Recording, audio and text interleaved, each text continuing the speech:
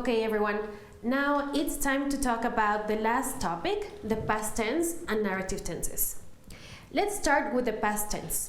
Here we have three examples. The first one, civil rights were not important to others. That was a long time ago.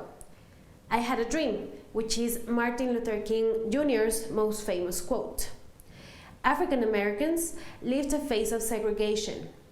So, what we can see here is that these three examples have to do with actions that happened once in the past, meaning those actions are completed, or talk about something that was true in the past but not anymore. That doesn't mean there are no consequences for those actions in the present. This means the past tense deals with this kind of information.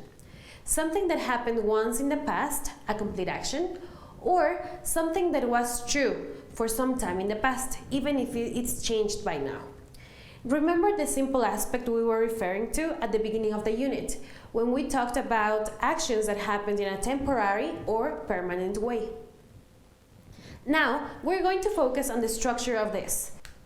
Remember, we have three types of sentences: affirmative, negative, and questions.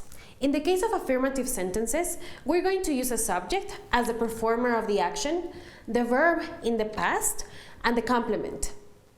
It is important to focus on the verb in the past. Remember, we have two types of verbs for the past tense: regular and irregular ones. Irregular ones are not that complicated because we have a change in structure in the verb itself, such as break, broke, go, went, etc.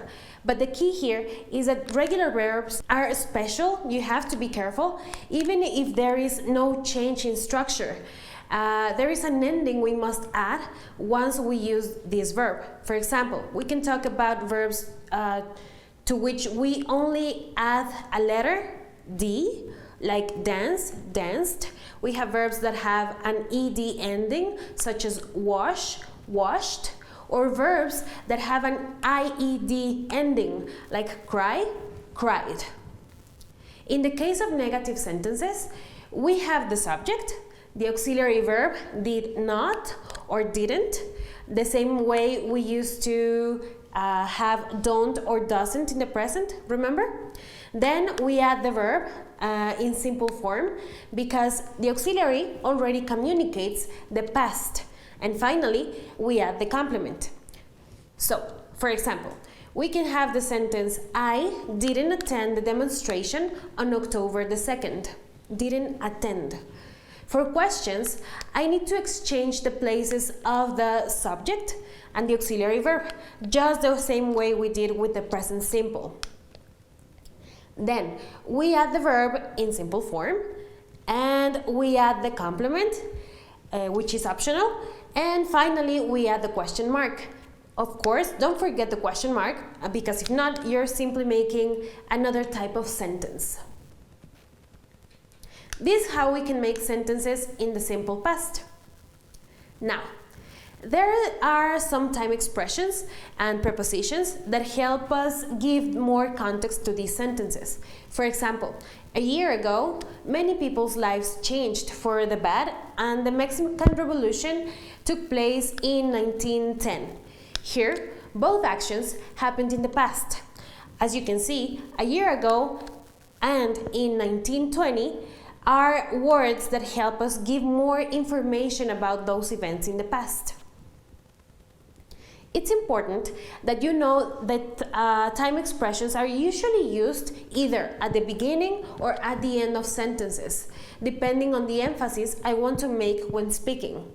Some time expressions can be ago, last year, last month, last weekend, yesterday, the day before, among others.